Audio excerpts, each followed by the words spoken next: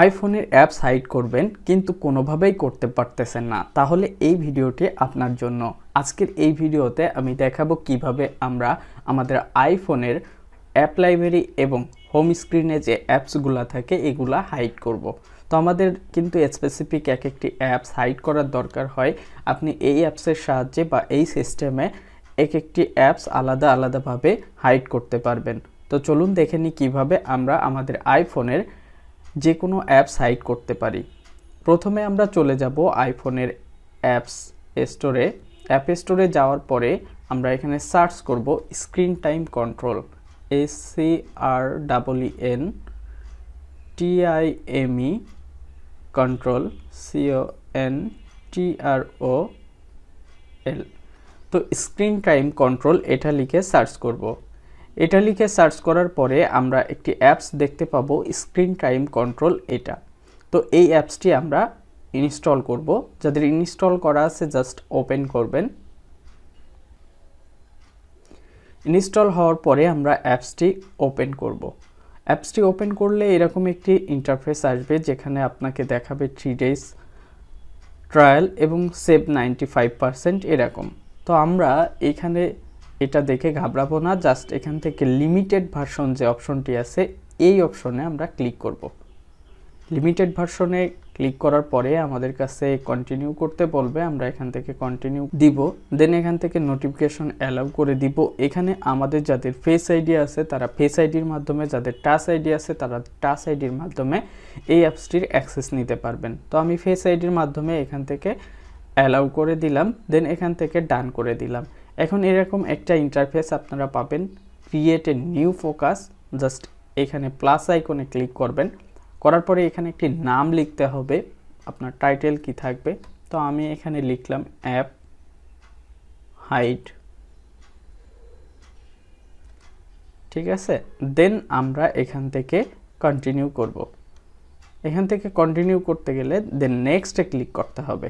নেক্সটে ক্লিক করলাম এবং যে অ্যাপসগুলো আমরা হাইড করতে যাচ্ছি সেই অ্যাপসগুলোর ক্যাটাগরি আমাদের এখানে শো করতেছে। তো আমরা কি করব, ক্যাটাগরি না, জাস্ট এই প্রত্যেকটা ক্যাটাগরির ভিতরে আমরা প্রবেশ করব।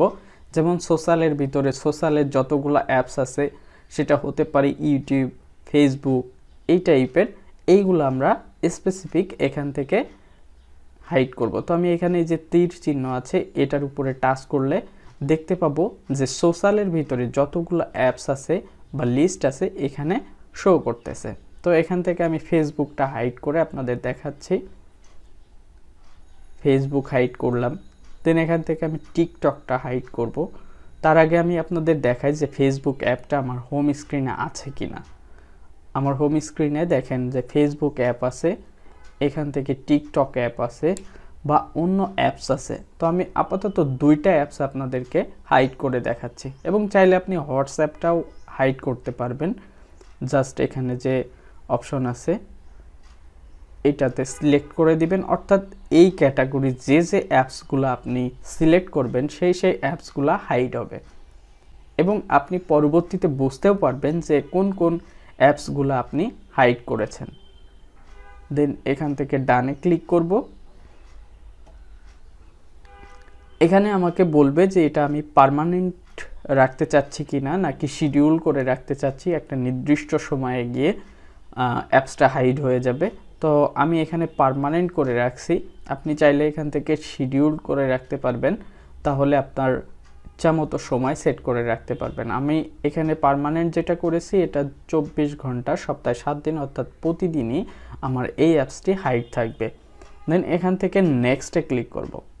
নেক্সটে ক্লিক করার পরে এখানে দেখুন আমরা যে অ্যাপসগুলা হাইড করতে চাচ্ছিলাম সেগুলোর একটা অপশন আছে এখানে।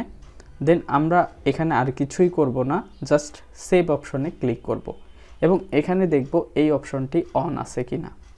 এই অপশনটি যদি অন থাকে তাহলে আমরা বুঝবো যে আমাদের অ্যাপ হাইড হয়ে গিয়েছে। তো এখান থেকে আমি হোম স্ক্রিনে চলে গেলাম। এখানে কিন্তু একটা টিকটক অ্যাপ ছিল, এখানে হোয়াটসঅ্যাপ অ্যাপ ছিল এবং ফেসবুক ছিল, আমাদের হোম স্ক্রিনে কিন্তু নাই। এবং আমরা যদি অ্যাপ লাইব্রেরিতে যাই তাহলে সেমভাবে দেখতে পাবো এখানেও কোনো হোয়াটসঅ্যাপ এবং টিকটক এবং ফেসবুক এই জাতীয় কোনো অ্যাপস নাই, অর্থাৎ আমাদের অ্যাপস হাইড হয়েছে 100%। তো এইভাবে আপনারা অ্যাপস হাইড করতে পারবেন। আমি এই অ্যাপসগুলা হাইড করেছেন সেগুলা কিভাবে আবার হোম স্ক্রিনে ব্যাক করবেন সেটা দেখাচ্ছি। তো যে অ্যাপস এসটিসি বা স্ক্রিন টাইম কন্ট্রোল, এটার উপরে টাচ করবেন। দেন এখান থেকে আপনি চাইলে ডিরেক্ট অফ করতে পারবেন। তো আপনি এখানে এই অপশনটির উপরে ক্লিক করবেন। আবারও বলি, অ্যাপ হাইড এই অপশনটির উপরে ক্লিক করবেন এবং এখানে অ্যাপ ব্লক লেখা যেগুলো আছে, এখানে 3টা অ্যাপস ব্লকড আছে আমাদের দেখাচ্ছে, এটার উপরে টাচ করব এবং এখানে কোন ক্যাটাগরিতে আপনার অ্যাপস ব্লক করা আছে সেটাও কিন্তু দেখাচ্ছে।